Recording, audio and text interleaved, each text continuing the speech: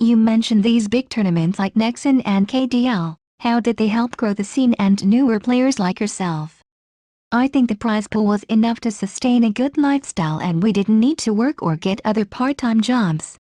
So we could just play as many scrims, practice games, as possible every day without any pressure from the money standpoint.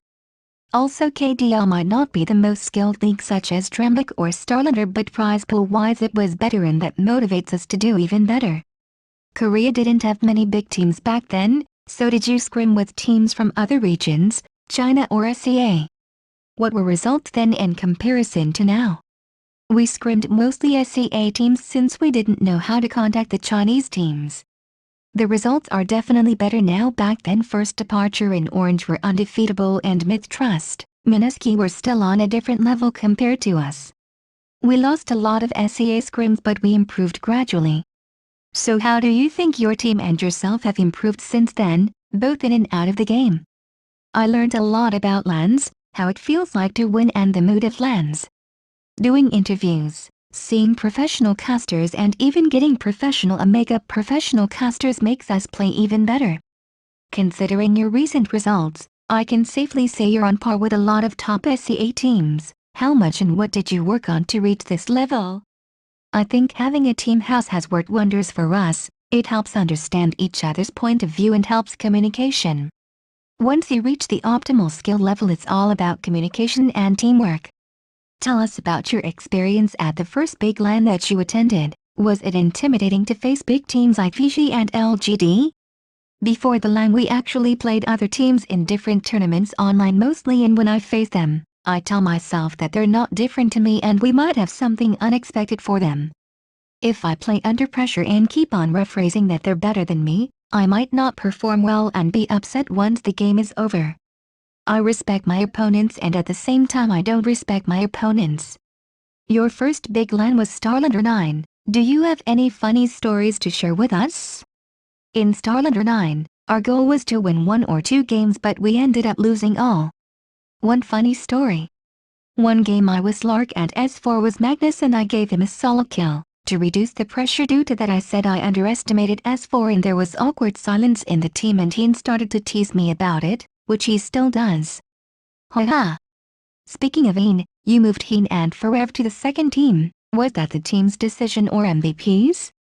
A lot of people have misunderstandings about that decision, but we didn't separate because we had bad feeling for each other or something like that. We separated because there were 2 different thoughts. Myself and March had similar ideas about the game and Heen and Forev had their own ideas, so it was a mutual decision and the organization accepted it. I hope this clears up all the rumors. Moving on. Did this incoherent approach to the game cause a mediocre performance at DAC? Yes, the internal problems didn't get fixed until DAC and we ended up with 1-14 record. You added 3 new players to the roster. Phoenix, Febby and Warnets. Tell us about the process of recruiting them. Also, a lot of people think Febby is unstable and his performance varies from game to game. Is that really the case? If yes, then how is the team trying to fix it? First of all, Phoenix was my ex-teammate so I contacted him. We picked up Warnets from the second team. We saw them play and played a few times with them to check communication and we recruited them.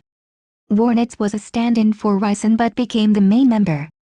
Febby's general skill and the way he farms is pretty good but sometimes he panics and becomes short-sighted and makes a few mistakes. I also consider him an unstable player but we're in a process of fixing it and hopefully we'll be able to do that in the near future. Sounds good. You guys are definitely one of the top teams in SEA right now, but you seem to just fall short at the hurdle in online qualifiers to semi or rave. Do you know what the team is lacking and where it needs to improve to win against these teams consistently? I mean, is it a skill issue, communication or any other problem? I feel communication and the baseline are our problems and we can work upon them. By baseline I mean the ability for play any hero and still play decent against any teams. Team My for example has a high baseline, but our baseline is weak and we tend to lose games in which we don't have our best heroes and I think our skill level is fine, we just need to improve our baseline and communication skills. Considering you did not qualify for recent major events, do you think you have a chance to receive an invite for TI5? Tell us the 10 teams that you think will be invited. There is a small chance for invite I guess, but we're going to be into the qualifiers for sure. I think EG, Secret, VG, LGD, IG, C9, My, Rave, Empire and Newbie will be invited. Speaking of the qualifiers, who do you think will be your biggest challenger there? Assuming you don't get an invite. I'd say Mineski, 5 Eva, Myth Trust and MVP Hot 6X. Do you have any shoutouts for your fans or teammates? We disappointed a lot of our fans by losing easy games, but we'll continue practice and I believe we can make a new dramatic stories in TI5. I hope you do. Thank you for taking time out for the interview. I really enjoyed it. Thanks.